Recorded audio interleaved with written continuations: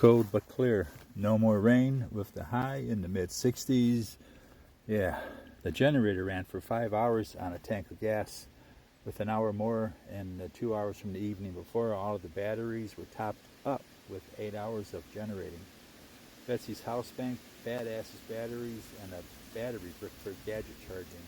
It cost me about a gallon of gas, $3. That's not too bad. In Tennessee, I hope to score a sunnier spot, although even with that, the weather forecast looks to be uncooperative. Cloudy, rainy days